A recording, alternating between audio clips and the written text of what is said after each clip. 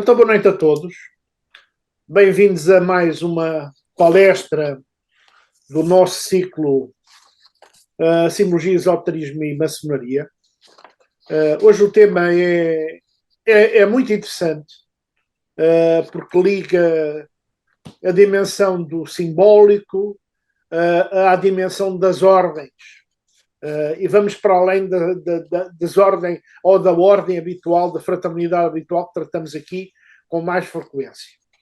Por isso, o nosso amigo hoje é o David Fernandes da Silva, é simbolista, heraldista e ex-librista, é licenciado em Estudos Portugueses e pós-graduado em História da Arte, é artista plástico, mormente na área de heráldica, tendo concebido e iluminado centenas de brasões de armas. É membro de várias academias, institutos nacionais e internacionais, nomeadamente a Academia Portuguesa Ex Libris, o Instituto Português de Heráldica e o Olympus Universal Intellectual Center de Atenas. Desempenha funções como associativista a nível local e nacional em diversos órgãos. Participa regularmente com comunicações e estudos publicados nas áreas dos seus estudos científicos e culturais. Literatura, história, heráldica, etc. Em instituições académicas e de cultura, além das suas responsabilidades profissionais que incluem a organização de eventos, sendo técnico superior de cultura em regime autárquico. É cidadão de mérito da cidade de Vila Franca de Xira, cidade onde nasceu desde 2019 e onde vive. É professor há 2 décadas numa instituição que se chama Academia de Cultura.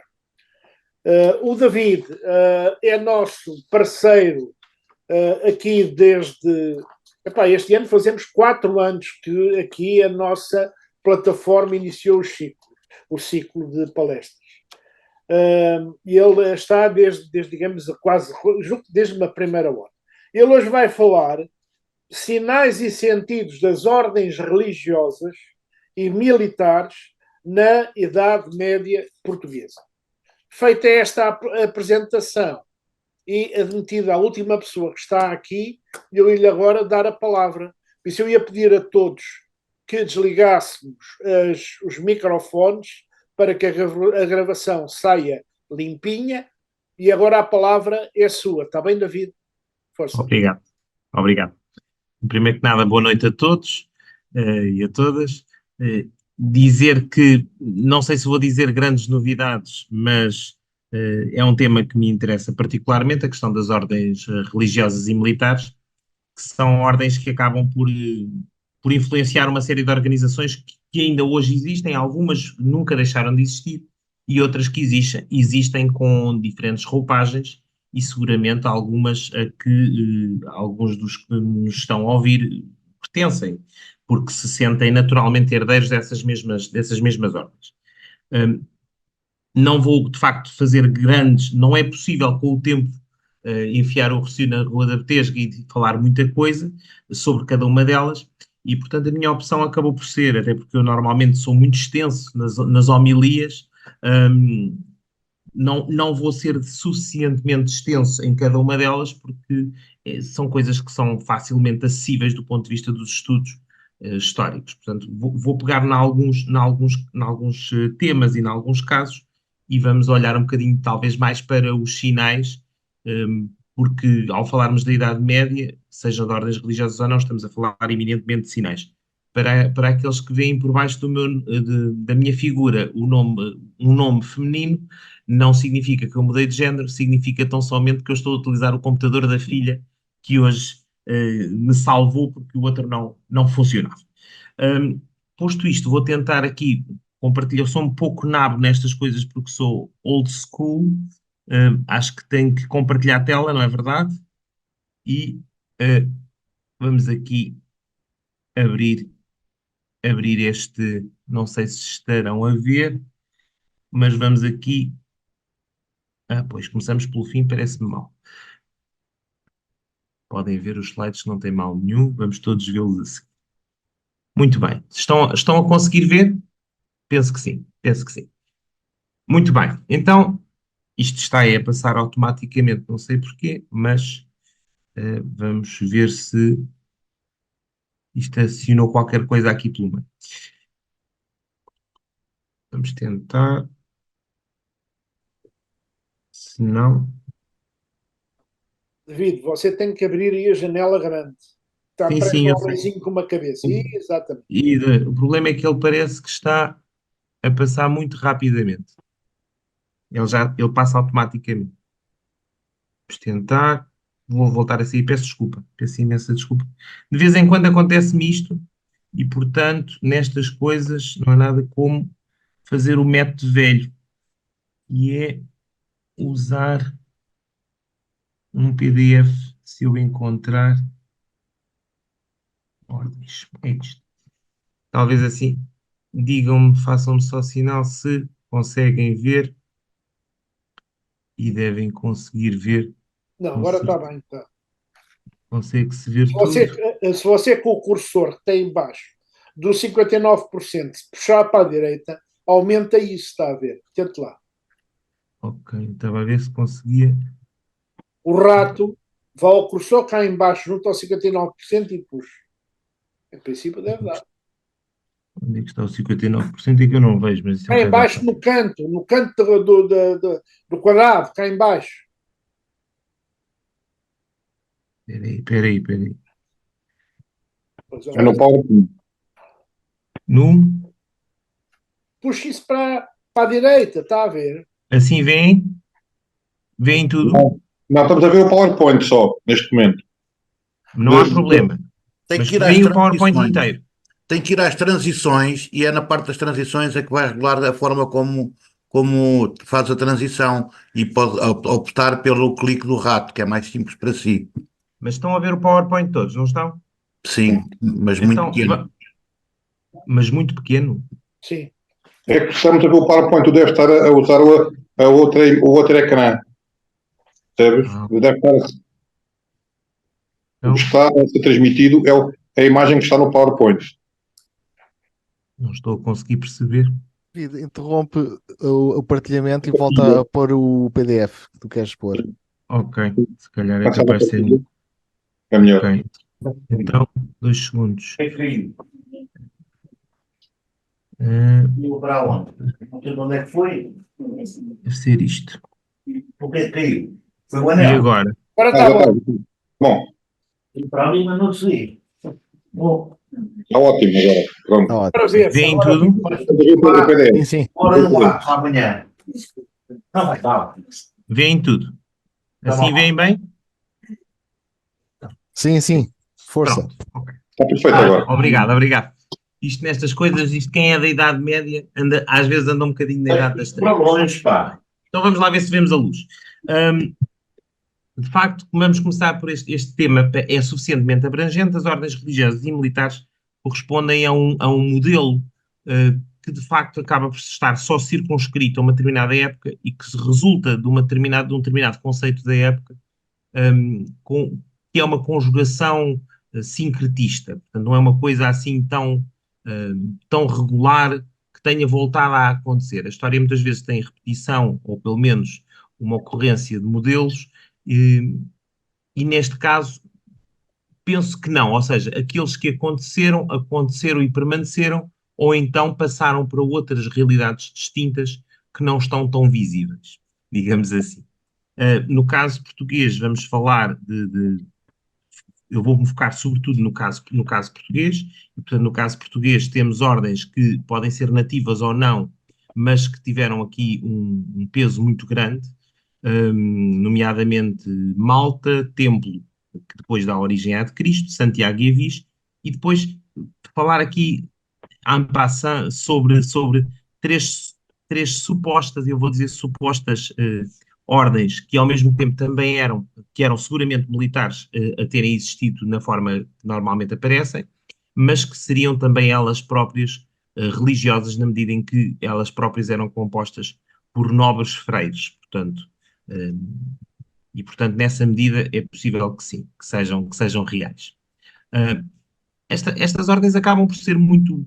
Nós talvez pudéssemos começar pelo presente e, portanto, perceber porque é que, se olharmos para um retrato do rei Dom Manuel ou se olharmos para o retrato do atual Presidente da República, aparece aquela banda com três cores que de facto corresponde às cores tradicionalmente associadas às ordens religiosas e militares com fortíssimo impacto no contexto português. O vermelho, a Ordem de Cristo, o verde, a Ordem de Avis, e o púrpura, embora curiosamente não, a cruz não seja púrpura, e vermelho e escarlate, neste caso vermelho em heráldica, são muitas vezes próximos, mas a fita da cor de da cor de Santiago sempre foi o púrpura, uma cor sacramental, uma cor sacerdotal. Uh, é uma época de sinais.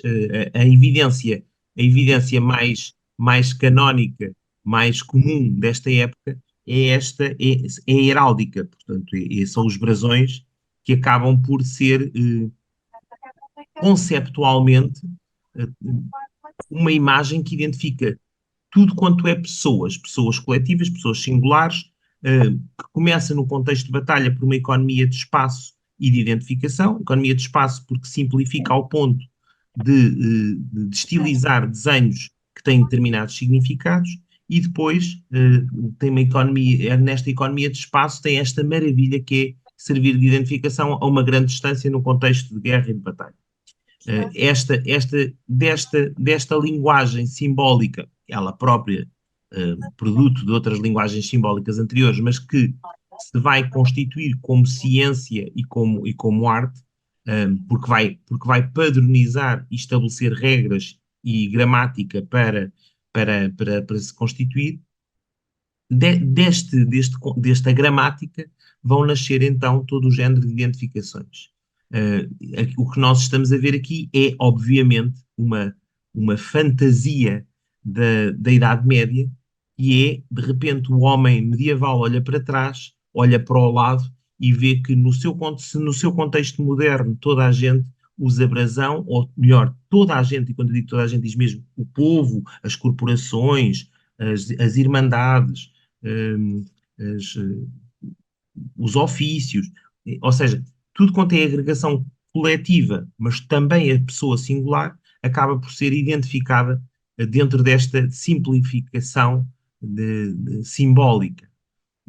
O que sucede é que o homem olha para trás, olha retroativamente e vai criar, por exemplo, brasões também para as realidades que lhe são importantes. É assim que se passam a significar, por exemplo, em determinados livros medievais, as virtudes, incluindo dentro de brasões, ou, por exemplo, em determinados estudos, vamos imaginar, estudos alquímicos, o uso do brasão com a simbologia, é contido dentro desta unidade do escudo, porque lhe permite uma simplificação, um resumo, um sílabo, mais corretamente dito, daquilo que significa. Aqui o que nós estamos a ver são as tribos de Israel, portanto, eles olham para trás quase como sempre se tivesse existido heráldico, como sempre se tivesse existido aquela simbologia específica que nasce na Idade Média. Que em português medieval se chamam vulgarmente sinais. Sinais, porque muitas vezes nem precisam de estar contidos dentro do escudo para serem lidos. Portanto, são símbolos que precisam, que são visualizáveis, identificáveis e lidos pelos homens do seu tempo. Só a título de graça, se forem ver certos armoriais alemães, até Deus Nosso Senhor tem brasão, não é preciso propriamente isso, e Nosso Senhor Jesus Cristo é um cavaleiro reputado. Portanto, temos estas graças que são obviamente fantasiosas, mas contêm em si mesmo um determinado conceito mental que se expressa por meio de símbolos. Daqui herdamos tudo o que é simbólico. É a avó dos logotipos, como é a avó dos sinais de trânsito, como é a avó dos, a heráldica é a avó dos uniformes de futebol. Portanto, temos aqui tudo. Mas não deixa de ser engraçado porque todas estas, por exemplo, no caso aqui das tribos de Israel, estes símbolos derivam diretamente de um conjunto textual. Portanto, há aqui uma ligação entre texto e imagem que depois dá origem ao símbolo, são baseados nos livros bíblicos e, portanto, sobretudo no Deuteronômio e no Êxodo, em que se fala sobre cada uma das tribos e depois, portanto, não é sinal que os homens da Idade Média, mesmo para serem simbolistas, não eram propriamente analfabetos, como muitas vezes se pensa. E, portanto, há esta necessidade de quem está, de quem combate, estar, de quem se agrupa como coletivo, se identificar com um símbolo comum que o torna ele próprio uma identidade única e comum. E, portanto, temos esta citação dos números, dizendo que os filhos de Israel acamparão segundo, junto dos sinais da sua tribo. E, portanto, estes sinais não são à toa. O homem medieval não pensa à toa. Depois, aqui uma citação que explica o contexto mental daquilo que é o escudo. E eu estou a colocar a tónica aqui no escudo, porque mesmo quando este escudo não é visível, portanto, quando a formulação de brasão do escudo não é visível, o símbolo nele contido, o sinal nele contido, é absolutamente imprescindível para perceber o que é que a entidade que se faz representar quer. E isso, neste caso, vai ser importante para nós percebermos a questão das ordens religiosas e militares como conceito desta época. Portanto, percebemos por esta citação de Raymond Lull, deste franciscano, deste místico medieval, que é aqui que reside a lógica da cavalaria. A lógica da cavalaria, se é verdade que se expressa por aqueles que montam a cavalo e combatem a guerra a cavalo, e que fazem a guerra num cavalo que muitas vezes não é só físico, ou melhor, não é só o animal, mas é muito mais do que se cavalga, nós aqui também temos o escudo como identificativo, que no campo de batalha revela, revela a pessoa, mas ao mesmo tempo revela muito mais do que a pessoa, revela a sua mentalidade, o seu conceito, que dialoga com o conceito dos outros. É daí que vem derivado, por exemplo, o nosso escudo português, que é dos mais misteriosos que existem, aqui um à parte, na medida em que, sabendo-se, tendo aprendido todos nós o que é que ele significa, dificilmente nós sabemos se aquilo que nós aprendemos é de facto verdade. O que nós sabemos é que ele nasce num contexto de batalha e significa determinadas coisas. Mas a leitura simbólica é posterior, muito posterior, e é, obviamente, uma tentativa do homem, ainda dentro da Idade Média, de responder ao outro homem da Idade Média o que é que aqueles sinais tão estranhos, porque são de facto muito diferentes do resto da Europa, o que é que eles contêm de diferente e o que é que eles contêm de missão para este país, como unidade. Bem, as ordens religiosas e militares começam a partir deste universo, primeiro que nada, da cavalaria. A cavalaria, obviamente, é uma potência de guerra muito anterior à Idade Média. Desde que o homem combate a cavalo, podíamos ir buscar aos pré-clássicos o Egito com combate a cavalo, portanto, os sumérios combatem a cavalo. Aqui interessa-nos sobretudo esta ideia de uma cavalaria que não age meramente pelo vil interesse, não age em função do mau costume, não, age em função daquilo que é a firmeza de caráter, o costume do homem reto, sério, e portanto tem que ir buscar o arquétipo melhor que pode existir. E, portanto, a primeira ordem de cavalaria que se conhece, ainda do tempo do Império Romano, já numa fase mais fraturante, e que ainda hoje existe, é a chamada Ordem Constantiniana de São Jorge, cujo símbolo vemos aí e cuja implantação em Portugal, curiosamente, é muito tardia, e quando eu digo tardia é já na fase das ordens, já como honoríficas. Aqui há tempos tivemos aqui o Vítor Escudero a falar, portanto ele falaria bem melhor sobre isto do que eu, sobre a questão das ordens, das ordens honoríficas. E aqui temos a Constantiniana de São Jorge, que nasce de uma destas imagens que nós estamos a ver, que é a suposta aparição a Constantino da cruz no céu, na sequência da Batalha da Ponte Mílvia, em que ele não só vê a cruz, esta cruz, sinal ancestral, mas que vai ser obviamente adotado do cristianismo e transfigurado no cristianismo de sinal de tortura para sinal salvífico, dizendo-lhe in hoc signo vinces, portanto, com este sinal vencerás. De alguma maneira plasma-se aqui também uma outra suposta visão que é muito parecida e que explica, por exemplo, o brasão nacional, ou pelo menos a interpretação mais tardia do brasão nacional, que é a visão em Eurique, ou a suposta visão em Eurique do Cristo, que dá não é propriamente o rei Afonso que se plasma ao Cristo, é o Cristo que se revela e que se plasma ao rei. É interessante, nós aí há uma certa altivez nos reis portugueses, porque tal como o rei foi ferido em 5 pontos, também à semelhança de Cristo, então Cristo diz, como tu foste magoado da mesma maneira que eu, assim tens aqui os teus sinais. E, portanto, é uma tentativa de explicar as quinas. Acima de tudo, o que está aqui contido é a ideia de uma cavalaria muito mais do que bélica, de uma cavalaria que pretende olhar o céu, pretende olhar o mundo espiritual. E às vezes diz que o viu, que é o caso aqui, quer na Ponte Mílvia, quer em Eurico. Obviamente que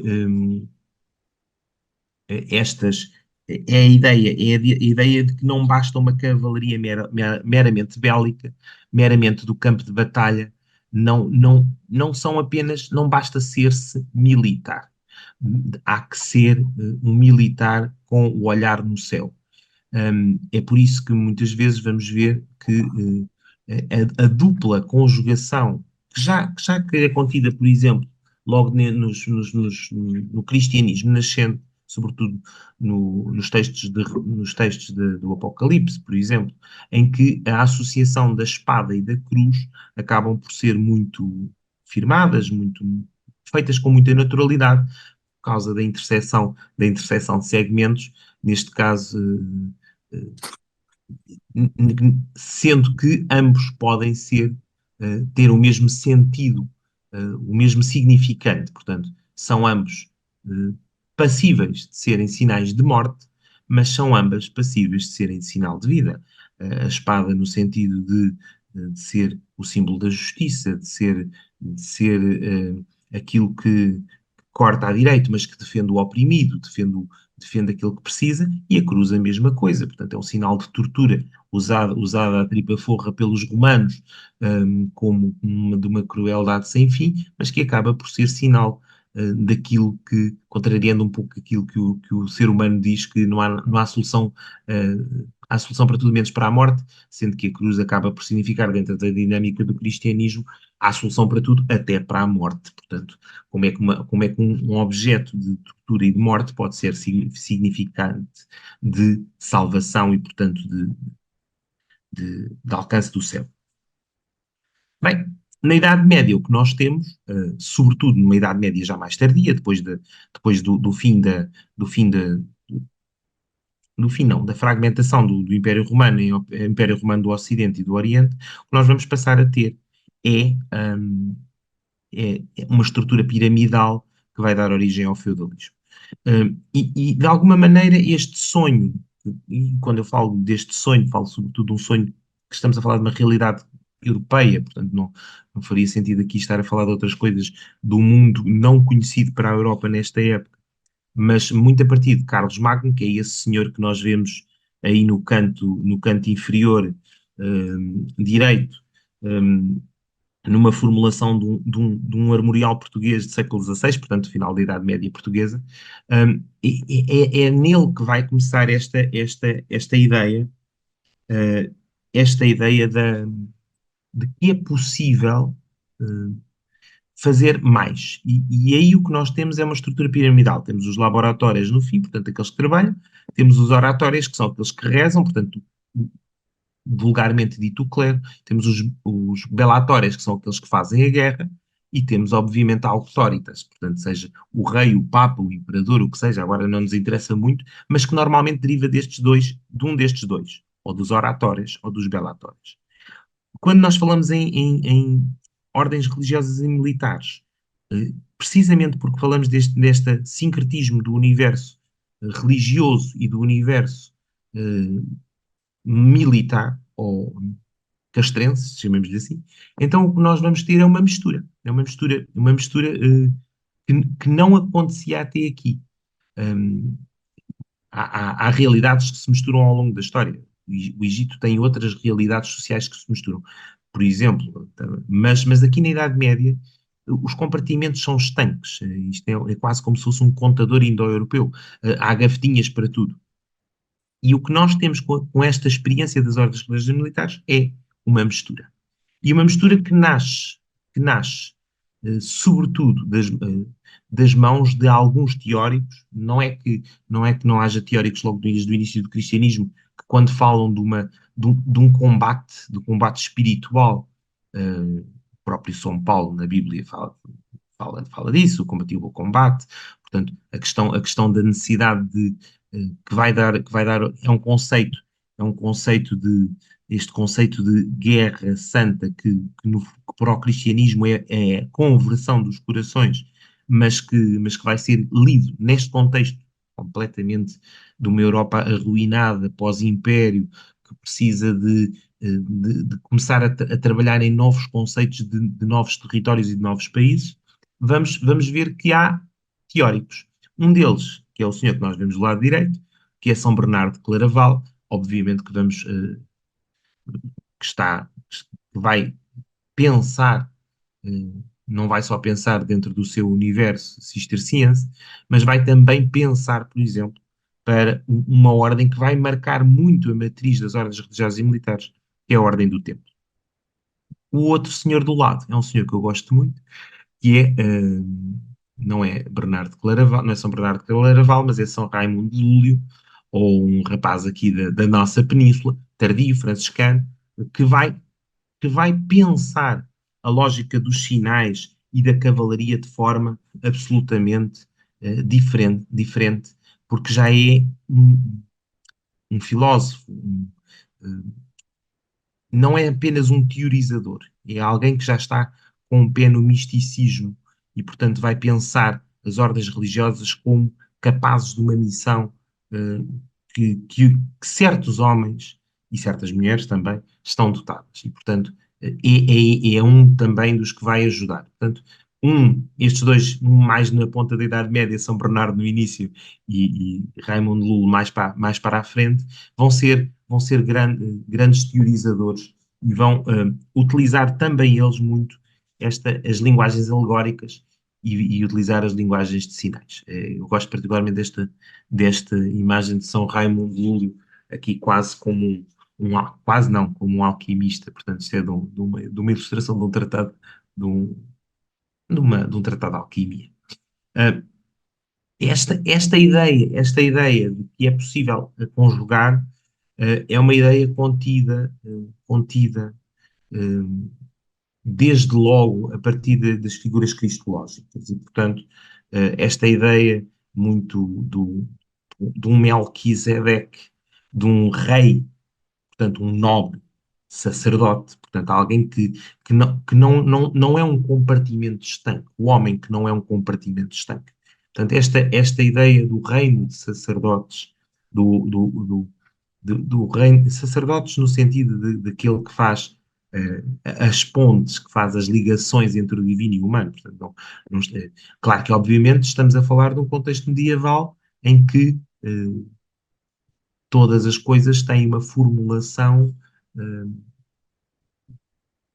piramidal dentro de uma determinada estrutura, dentro de um determinado grupo. E, portanto, já é difícil esta transversalidade, mas torna-se ainda mais simples quando nós percebemos que há um pré-conceito anterior. E este Melquisedeque vai dar um jeitaço às ordens religiosas, vai ser extraordinário repescar do pensamento judaico-cristão dos reinos de sacerdotes, Portanto, é a lógica de uma cavalaria,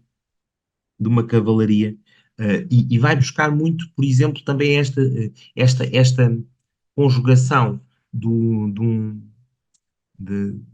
paradigma judaico-cristão, mas sobretudo judaico, do rei Salomão como o grande cavaleiro, o cavaleiro dos 200 mil cavalos e dos exércitos, mas que ao mesmo tempo é um homem sábio, ao mesmo tempo é o construtor do templo, é o edificador do templo, aquele a quem Deus permite que se edifique o templo de Jerusalém, por exemplo, a lógica de uma cavalaria espiritual até ao patamar de uma cavalaria já mística, portanto, encarnada pela prefiguração do verbo no Apocalipse, do verbo de Deus, figuração do Cristo, do ungido, que combate a cavalo e dos seus lábios sai a espada da verdade, a espada da palavra, a espada daquilo que é a cutila. Portanto, aí com essa citação do Apocalipse, o justo e verdadeiro. Portanto, precisamos a Idade Média tem este desejo,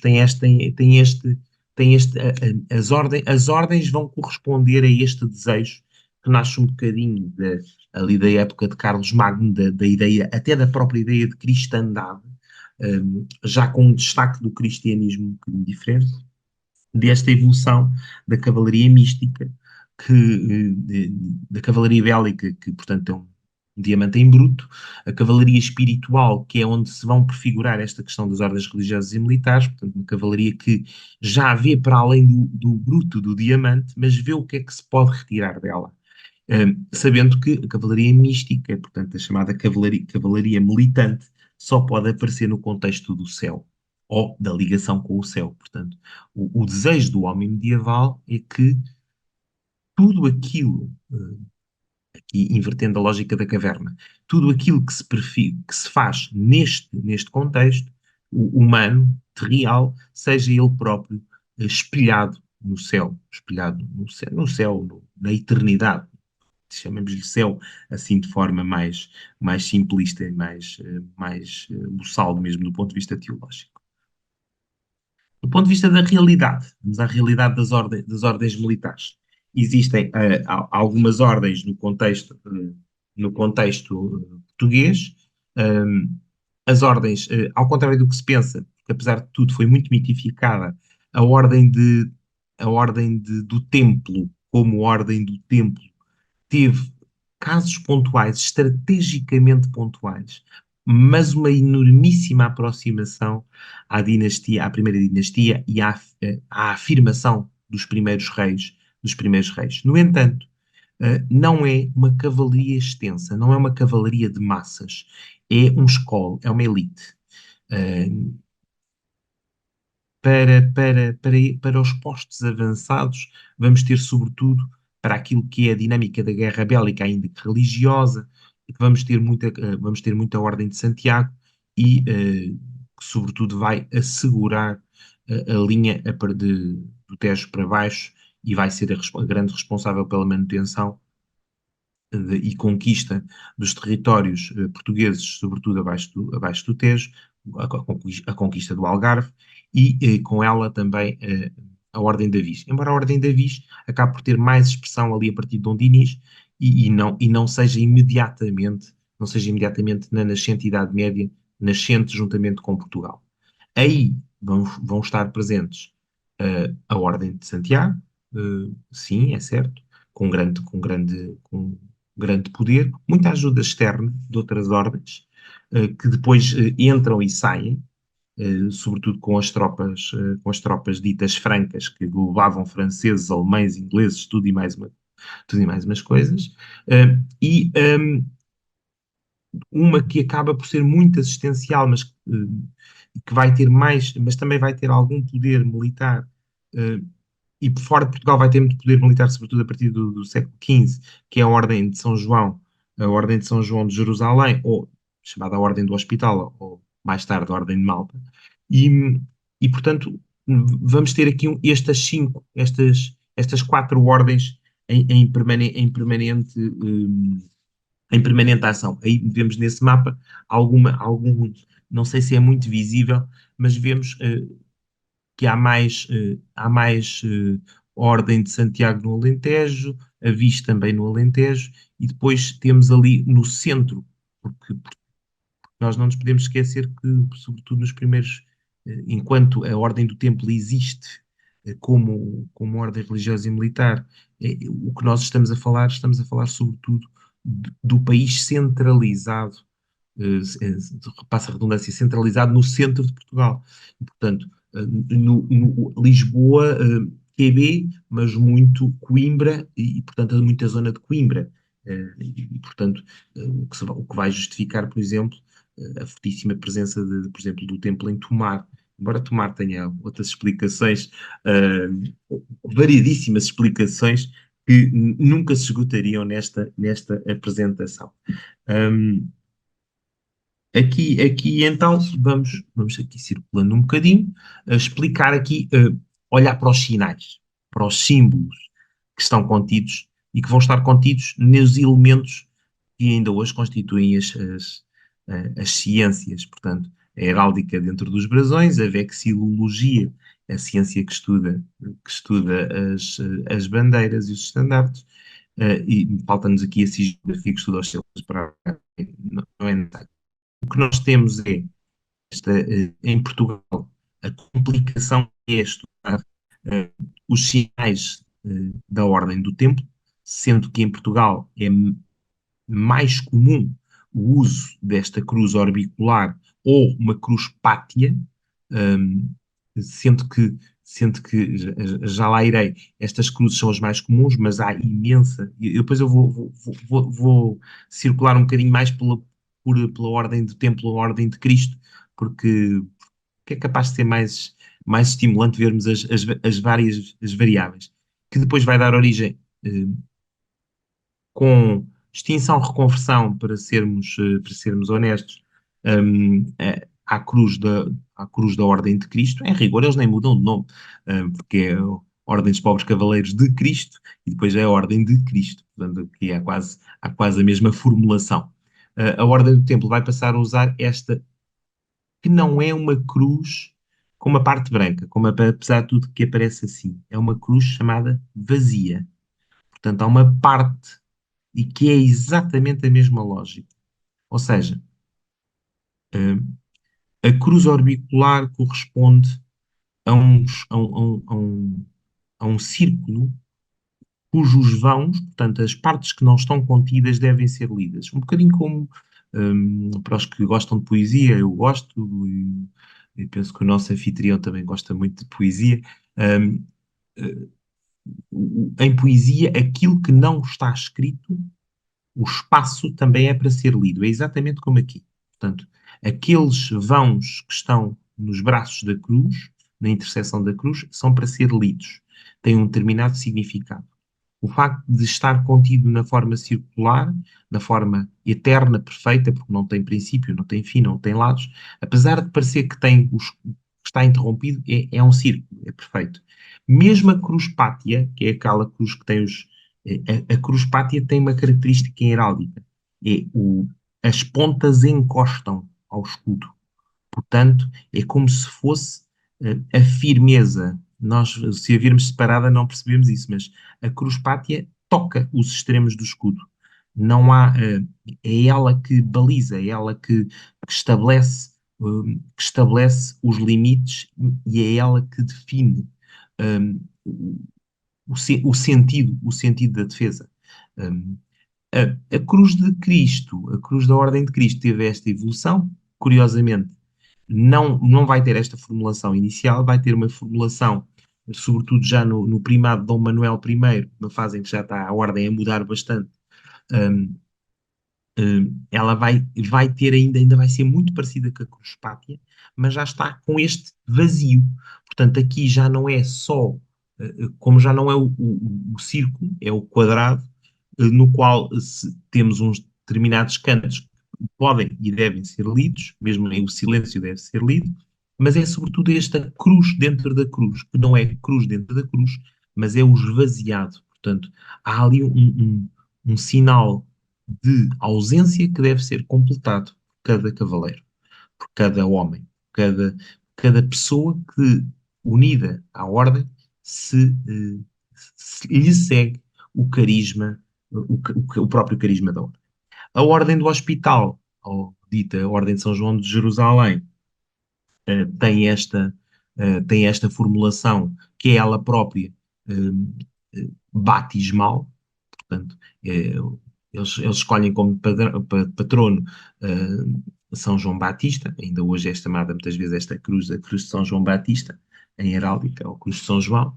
Um, tem estas 8 pontas, que significam os 8 dias da criação, na medida em que a criação com ressurreição é o 8º dia. Portanto, não é à toa, por exemplo, que se nós pensarmos isto não é nem sequer é estudo numerológico, isto é simplesmente uma constatação daquilo que é a vivência do homem medieval religioso.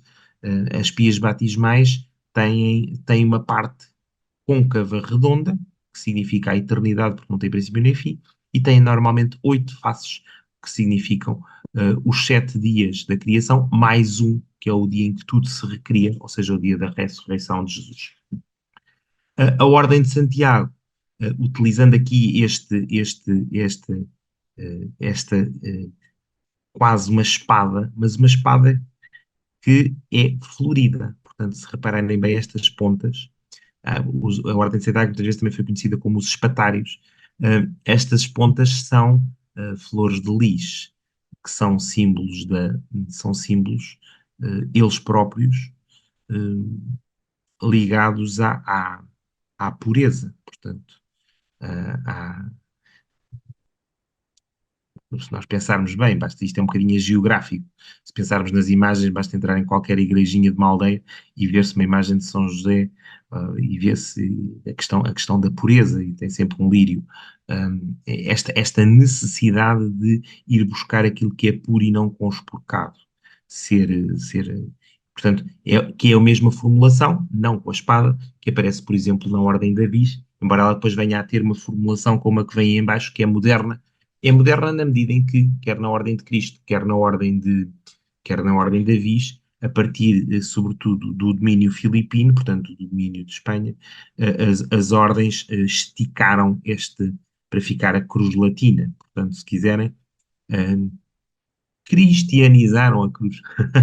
Aqui passa a redundância, mas cristianizaram a cruz de Cristo. Mas estas flores de lis significam uma cruz viva. Portanto, mais uma vez, é uma cruz gloriosa. Portanto, não é uma cruz padecente, não é uma cruz de tristeza, atroz. É a cruz já da glória, da solução para a morte. Vamos aqui avançar um bocadinho, porque senão daqui a nada dizem-me que eu já falei demais, e vamos ver se eu consigo. Cá está. Pronto, aqui é uma formulação muito parecida, mas aqui no contexto das bandeiras, portanto a vexilologia, já com a bandeira da Ordem de Cristo, branco da pureza quase apocalíptica, com o sangue também, no qual se branqueiam as túnicas para alcançar o céu. A Ordem de Santiago, a Ordem de Avis em baixo, que está a preto e branco, não percebem, mas as cruzes são verdes, e com aquelas 2 passarinhos que fazem o trocadilho muito típico da Idade Média, daquilo que são armas falantes, sinais falantes, aves, avis, né? Portanto, é um trocadilho simplista, mas que significou isso mesmo, porque se avistavam as aves, Um, e depois ali o Santiago, a Cruz de Santiago, não quando expressa na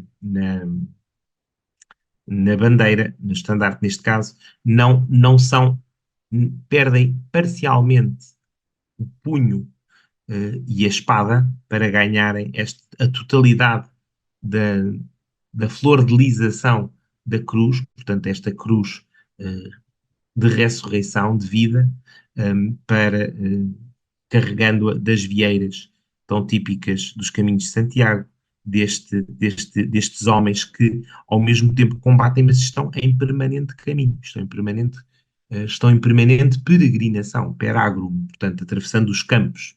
É isso que significa peregrinação, perágrum, atravessar os campos. Que não é assim tão diferente como víamos numa conferência anterior dos pagãos, que são aqueles que estão no pagos, portanto, no campo. Enfim, vamos agora para outros campos e não temos tempo. Aqui apenas 2 ou 3 notas, como eu vos disse, não vou aqui frisar tanto, porque não, penso que não será necessário. Se alguém estiver interessado numa ordem particular, há N autores, N pessoas. Eu acho que é muito mais percebermos aqui os sinais e olharmos um pouco para os sinais. Mas explicando aqui um pouco no contexto português.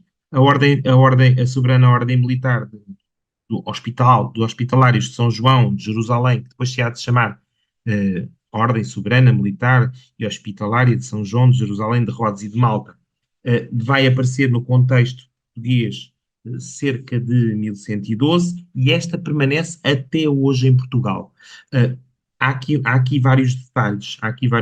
Ela depois vai se tornar uma ordem cavalheiresca, depois uma ordem honorífica, mas não vai perder nunca o seu caráter existencial. Portanto, ainda hoje há um apoio, por exemplo, assistencial aos peregrinos, a caminho de qualquer santuário, ou que é feito por esta Ordem de Malta, não apenas em Portugal, mas no mundo inteiro. E eles próprios continuam a ser os detentores da Ilha de Malta, de alguma maneira, com uma soberania. Mesmo quando atualmente não deixam de ser uma ordem religiosa, mas ao mesmo tempo são soberanos, e há, por exemplo, tendo sido muito criticado em alguns contextos, por exemplo, o Papa que se imiscui hoje, não estou a falar na Idade Média, estou a falar hoje, que se imiscui nos destinos de gestão, por exemplo, da Ordem de Malta. Mas isso são outras questões. No caso português, ela era apesar de ser internacional, ela foi de facto tão portuguesa que chegou ao ponto de, mesmo quando ela se torna cavalheiresca, para não ficar dependente de Malta, da Ordem de Malta em Malta, a Dona Maria I, mesmo sendo uma rainha do mais beato que pode haver, portanto, no sentido do mais estrito religioso que pode haver, ela ainda assim vai conseguir o alcance de um grão priorato para Portugal, numa época em que ela já não é propriamente a ordem religiosa e militar, no sentido de freiros e cavaleiros, mas que vai-lhe conseguir um grão priorato, portanto, uma gestão própria em Portugal. A ordem de Santiago é uma ordem, aí com uma formulação ligeiramente, às vezes também aparece assim com uma pequena vieira sobre a interseção da cruz. A ordem de Santiago não se sabe exatamente quando é que ela entra em Portugal. O que nós sabemos é que ela foi criada em 1170, seguramente em 1175 ainda está como ordem religiosa e militar, e depois ela vai durar já muito como ordem cavalheiresca até 1834. Depois é extinta com as ordens religiosas e depois vai ser mantida porque a partir de certo ponto ela constitui-se como ordem portuguesa, vai ser mantida no espectro visual das ordens honoríficas. É por isso que, como víamos no slide de entrada, o Marcelo ainda lá tem o púrpura desta ordem. E isso tem a ver com ela ter sido mantida genuinamente com num rei que também faz muito, sobretudo pela ordem do templo, mas também faz por esta, que é o rei Dom Dinis, que inclusivamente consegue que ela seja classificada. Portanto, há uma coisa é a Ordem de Santiago em Espanha, ou neste caso em Leão e Castela, na altura, e outra coisa era a Ordem de Santiago no contexto português. Portanto, ele consegue um, uma portugalização da ordem e seria interessante, por exemplo, já agora, puxando à nossa modernidade, ou à possível modernidade, perceber, por exemplo, porque é que Sidónio Pais, no contexto da Primeira Guerra Mundial, a vai recuperar, levando quase ao limite de ser uma ordem religiosa e militar a par da ordem honorífica. Seria interessante, mas não sei se há alguém, eh, eu não conheço ninguém, mas gostava muito de conhecer alguém que soubesse explicar esta formulação depois a partir do tempo de Sidónio Pais. A ordem da Viz que pode mudar de cor, e já lá vamos à ordem da Viz, tem esta cruz verde. Uh, o verde não é uma má cor. O verde não é uma má cor. E não tem aqui nenhuma conotação clubística. Embora o Arnaldo, eu sei, o nosso anfitrião, seguramente verá nela uma definição clubística, mas não tem uma definição clubística. O verde é a cor medieval do amor. Ao contrário do que se pensa, não é o vermelho. O vermelho é o da paixão, da cegueira. O amarelo da loucura, por aí fora. O verde é, obviamente, a esperança, claro que sim, mas é a cor do amor. Basta pensarem que, por exemplo, eh, na primeira definição da, da Portugalidade na guerra de 1383, na guerra não, na crise de 1383-85, a aula dos namorados, dos enamorados, dos namorados, que vai para o contexto da batalha, vai arvorar pendões verdes. Portanto, estão vestidos de verde, estão identificados pela cor verde, porque o verde é a cor do amor, a cor que espera o outro, que tem é uma cor da reciprocidade, ou seja, eu alimentei, eu dei água, é um bocadinho como uma árvore, eu dei água, eu esperei deixei o inverno passar para poder chegar à primavera e reverdecer. E, portanto, é isso que nós temos. É uma cruz verde que, ao mesmo tempo, pode, por vezes, ser também uma cruz com um limite de ouro. E talvez, se olharem, vou andar só 2 slides para trás, se olharem para aqui, para o vosso canto hum, direito, para o canto inferior direito, onde vinha já a formulação moderna da cruz da Ordem da Viz, vão ver que ela tem um pequeno traço dourado de ouro em todo o redor do verde. Porquê? Porque, por causa desta imagem que vemos aqui, o brasão das armas de Portugal, as cruzes das ordens não deviam de ir para dentro dos brasões. Deviam estar como esta está. Esta está na batalha. É o brasão do rei. Tem uma serpa alada, símbolo de Portugal, a partir de Dom Fernando ou Dom João I, mais posteriormente, mas logo a partir de Dom Fernando. Este não é um dragão, não é um dragão, é uma serpa alada, mas isso levava-nos para outro dia, que significa a serpe de Moisés, é ela própria um símbolo bíblico e salvífico, ela própria significa o próprio Cristo e a missão cristológica de Portugal. E neste brasão do rei, o que nós temos é a cruz da Ordem da Viz, a cruz da Ordem a que ele pertencia, porque ela, de facto, ele era prior da Ordem da Viz, o Dom João I. Deve estar assim, as cruzes das ordens não devem estar integradas dentro dos brasões. Depois vai acontecer, porque por economia de escudo ou por economia do escultor, muitas vezes vai ser necessário colocar lá dentro a própria cruz, identificando a matriz da época, neste caso da dinastia. O que vai acontecer é que ela, para não quebrar a regra heráldica de sobrepor, não se põe cor sobre cor nem metal sobre metal, se levávamos aqui uma aula de heráldica que agora não interessa muito, é preciso que ela tenha uma outra cor subjacente. E, portanto, ela vai ser debruada, vamos dizer assim de forma mais simplista, vai ser debruada a ouro para poder ser colocada em cima do vermelho do sangue. Portanto, este vermelho e verde que vai acabar por ficar, embora por outros motivos, vai acabar por ficar marcado na bandeira atual de Portugal. Mas esta cruz de Avis é, mais uma vez, esta cruz vitoriosa, uma cruz florida, flor-de-lisada. Não tem nada, não é necessariamente um símbolo mariano, como muitas vezes se julga, até porque esta ordem de Avis, inicialmente, os chamados freiros de Évora, provavelmente poderá ter sido criada por Dom Afonso Henriques em 1162. Aquilo que nós sabemos é que ela em 1176 já existe em Portugal, também vai durar até 1834, até à extinção das ordens, e ela era dedicada a São Bento. Portanto, não é necessariamente, não é necessariamente o símbolo mariano. Pode ser, ficam à vontade, penso que ninguém se chateará, nem os freiros de Évora.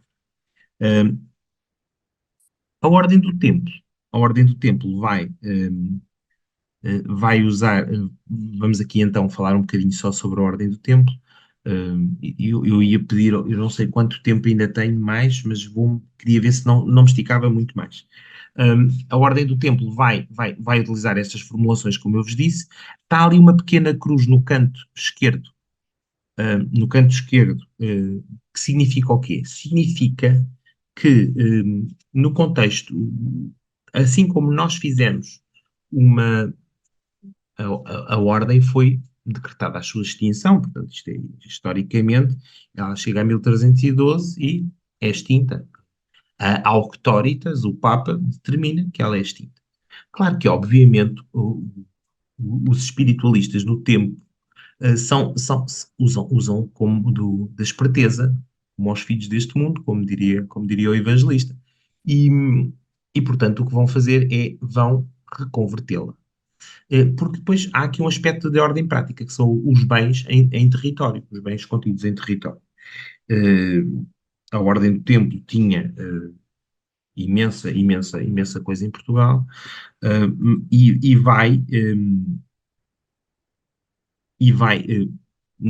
o rei não quer, o rei Dom Dinis não quer que caia em mãos alheias. E, sobretudo, não quer, apesar de serem altamente colaborativos, mas porque tinham uma sede externa, não quer que caia nas mãos dos hospitalários. Nada contra a Ordem. A Ordem tinha e tem uma fortíssima implantação, ainda hoje existe, como eu vos disse, e continua a ter o seu caráter assistencial em muitos casos.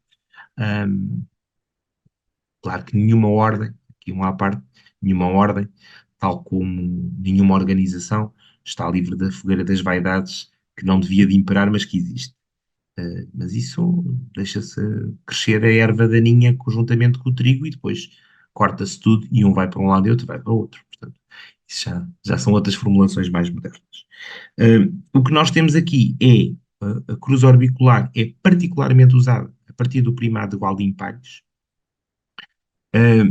e esta formulação da Ordem de Cristo, a partir deste quadrado, já é muito da época já de Dom Manuel, na fase tardia. A primeira cruz não é exatamente assim, já vamos ver. Mas dizia eu que, em Portugal, para não cair nas mãos dos hospitalários, o rei Dom Dinis vai promover o aparecimento da Ordem de Cristo e rapidamente vai dotá-la dos bens da Ordem do Tempo. Claro que depois faz aquela coisa para não parecer muito mal, dá-lhe uma nova sede em Castro Marim, mas depois, em rigor, a sede vai ser dificilmente, rapidamente volta para tomar. Que tinha um outro peso simbólico, tinha um outro peso militar também, é um bastião, tem uma formulação a fazer lembrar Jerusalém na charola, enfim, há um conjunto simbólico. E não nos podemos esquecer, a Idade Média, no contexto português, é das que termina mais tarde na Europa, vai até ao fim do século XVI, praticamente até Dom Sebastião. Dom João III é ali o limite entre a Idade Média, mas Dom Manuel ainda é completamente Idade Média. Bem, dizia eu que o mesmo foi feito, por exemplo, nas terras da mulher de Dom Dinis, em Aragão. E fizeram exatamente a mesma coisa para não cair noutra ordem. O rei pediu autorização e criou uma outra ordem que, no fundo, é ela própria, no contexto aragonês, e que continua a existir até hoje, esta continua a existir até hoje, a Ordem de Montesa, dedicada à Nossa Senhora, que continua a existir, portanto, e é por isso que está aí essa pequenina cruz, que é para explicar que não é apenas em Portugal que há este reaproveitamento, esta reconversão, da extinção na sequência do Concílio de Viena da ordem do Templo, da Ordem dos Cavaleiros de Cristo. Não estou aqui a falar, estou a falar meramente de ponto de vista mais simplista da factualização histórica. Não estou aqui a falar na, de onde é que nós nos consideramos herdeiros, onde é que, por exemplo, as ordens, digamos assim, do templo atuais se consideram herdeiras.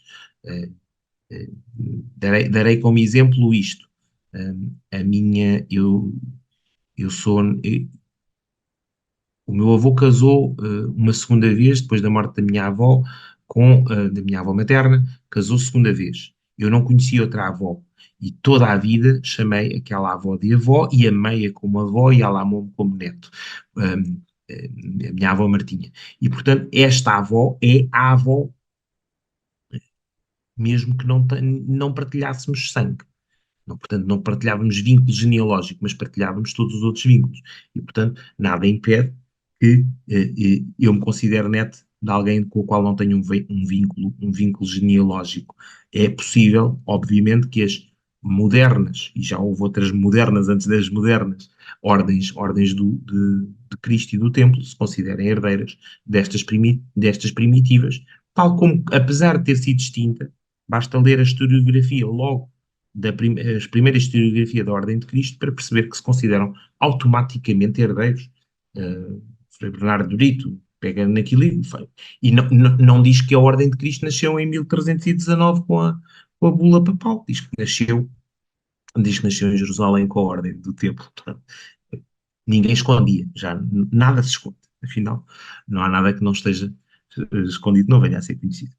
Bem, a Ordem de Cristo, aqui permitam-me apenas então fazer aqui 3 ou 4 slides rápidos sobre a Ordem de Cristo.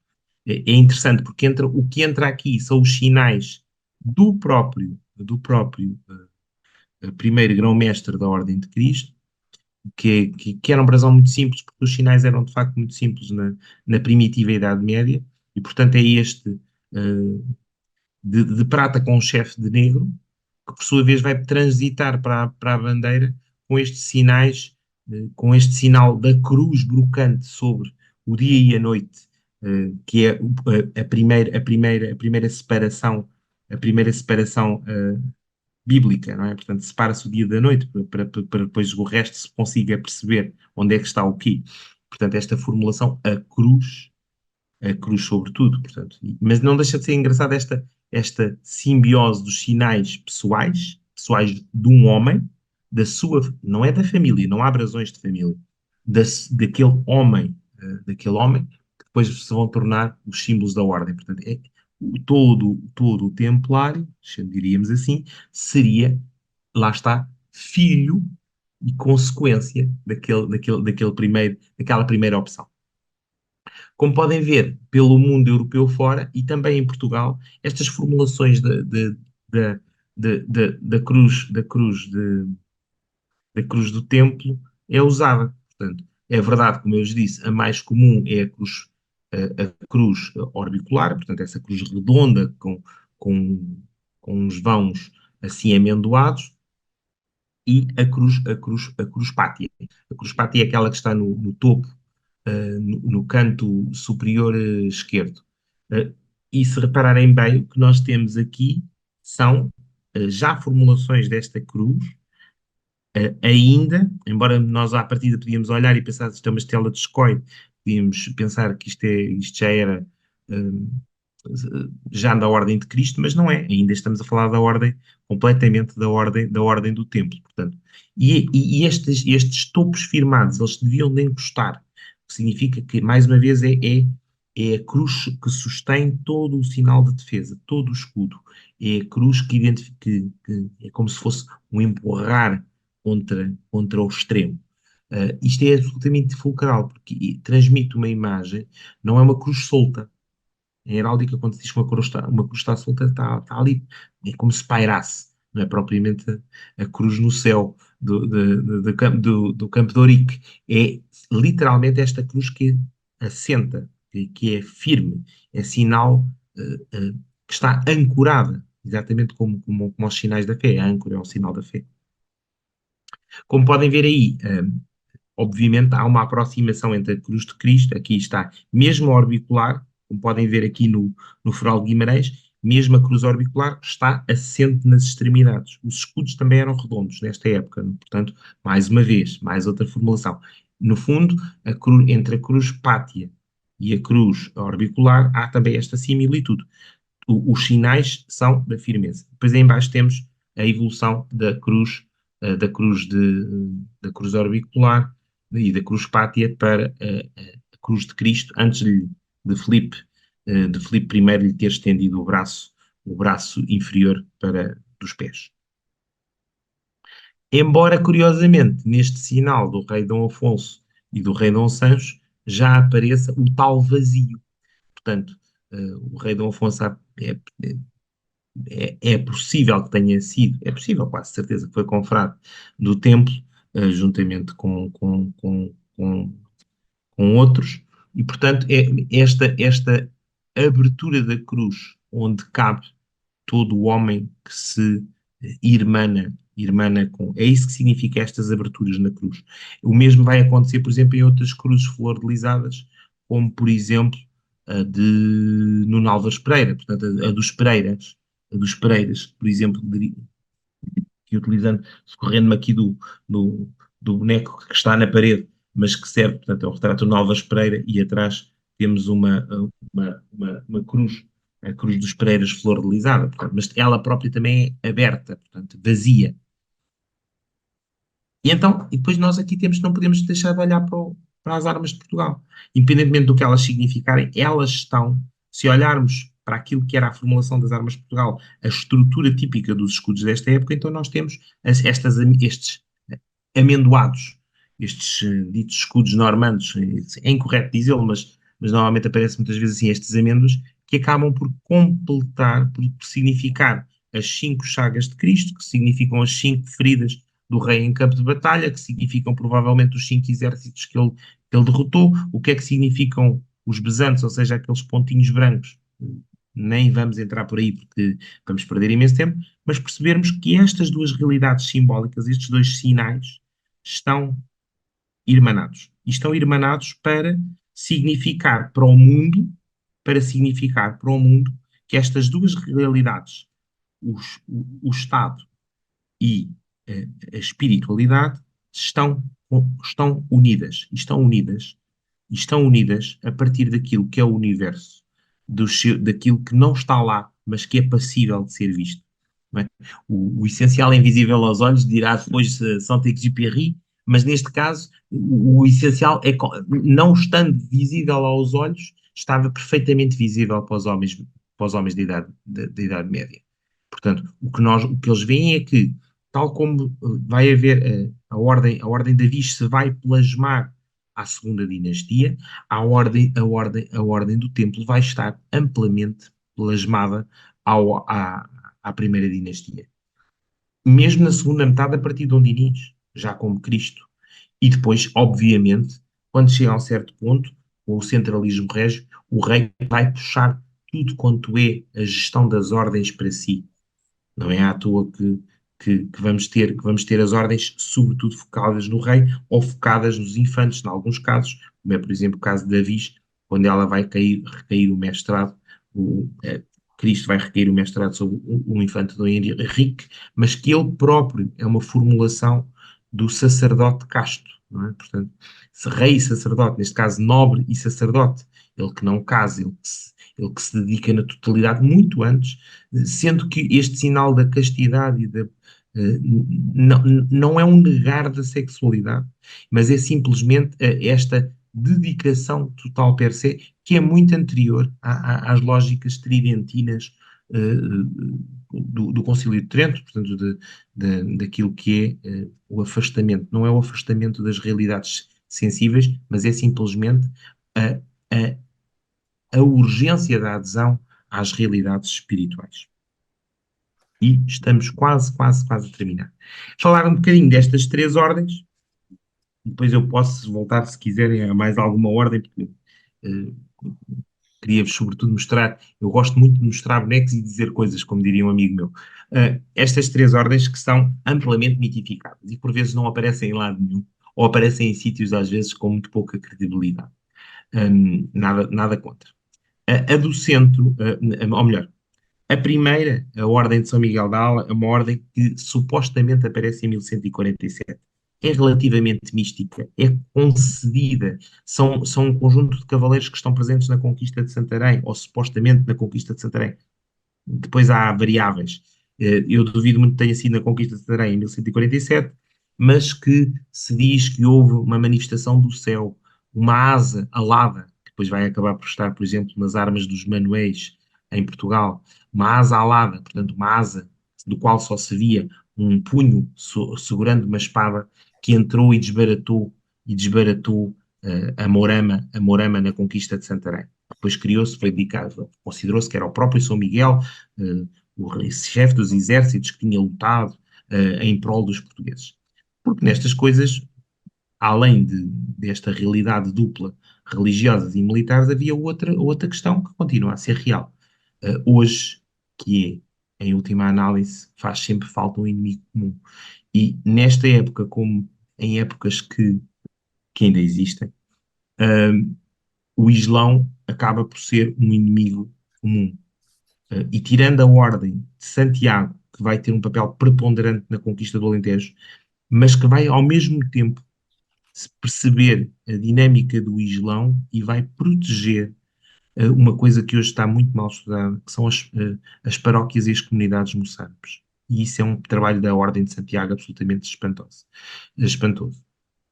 Há paróquias enormes, maiores que muitas vilas e cidades que depois vão ter forais e se vão constituir como concelhos na Idade Média. Mas vamos, isso é outro dia. A Ordem de São Miguel da Ala aparece assim, é uma ordem que depois, se existiu, teve meio dos...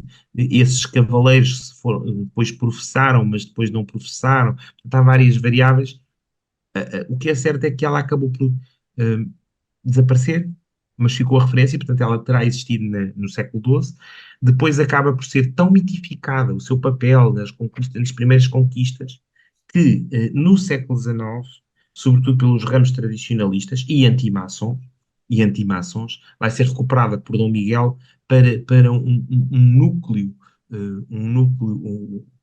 muito próximo do rei tradicionalista, para se dizer que, no fundo, para justificar as suas formas de poder e dizer, sabem, eu sou quase a encarnação daquele primitivo rei que teve São Miguel a lutar por ele, vindo do céu e pegando numa espada do qual só se via a asa e um brilho refulgente e que desbaratou os muçulmanos e a Morama. Portanto, nós, tal como ele desbaratou a Morama, nós vamos desbaratar tudo quanto seja os inimigos da fé. Sendo que nesta época, com Dom Miguel, obviamente, os inimigos da fé, na cabeça dele, seriam, obviamente, tudo aquilo que seriam os pedreiros livres que vinham trazer o demónio à Terra. Pronto. Isso são outros contextos históricos que não interessam. David, A ordem de... David, vamos acabando, está bem? Vamos acabar. Estou mesmo a terminar. A Ordem de Maris é uma ordem que não se dedicada a São Salvador ou Santa Maria, que terá aparecido na zona de Anciães, muito depois do recontro de Valdevez, e terá nascido ali entre 1140 e 1180, mas que cai completamente no esquecimento e vai ser recuperado no século XIX. Não se sabe exatamente como é que se representava. A única referência minimamente fiável que eu encontrei era uma cruz flor-de-lisada de azul. Portanto, vale o que vale. Mas também, lá está, é chamada, no século XIX, considerava, XIX-XX, a ordem encoberta. Portanto, vale o que vale, é mitificada, não sabemos que papel é que teve. E por isso, fim, uma ordem que eu acho que devia de ser estudada ela própria, a Ordem de São Julião do Pereiro, ela depois vai acabar por ser integrada numa ordem espanhola, que é a Ordem de Alcântara, dá origem à Ordem de Alcântara, hoje aparece como em todo lado, como sendo uma ordem de fundação espanhola, ou melhor, castelhana, leonesa, mas ela foi de facto fundada pelo Conde Henrique em Portugal. É a mais antiga ordem religiosa e militar portuguesa. É a Ordem de São Julião de Pereiro, que inicialmente tinha estas conchinhas muito focadas dentro da lógica da proteção dos peregrinos e que vai aparecer lá em cima em São Julião do Pereiro, ao pé de Ribacoa. As ordens religiosas e militares tinham esta dimensão, que depois veio a tornar cavalheiresca e honorífica. A generalidade tinha variantes femininas, masculinas, e tinham também uma coisa muito interessante, a partir de certo ponto, que eram chamadas ordens laicas, portanto, alguém que vivia no seu contexto, mas vivia segundo a espiritualidade daquelas mesmas ordens, permanecendo no seu contexto regular, normal. E por fim, para terminar, uma longuíssima citação de Fernando Pessoa sobre a Ordem de Cristo, que encontram facilmente no Pessoa Edit, portanto, e com isto me vou calar. E acho que falei tempo demais, não é? Não falou, não. Que eu gostava de terminar. Agradecer em primeiro lugar ao David ter partilhado connosco um tema muito interessante, ligando um simbolismo também à história de Portugal. Agradecendo a participação, a vossa participação, entusiástica, uma série de questões que colocaram. Agora a palestra vai ser passada a vídeo e vai ser disponibilizada depois no YouTube, como fazemos nas outras palestras. E por isso, desejava-vos por isso uma boa noite, uma boa semana e até uma próxima oportunidade. Um abraço a vocês todos e em particular ao David. Adeus.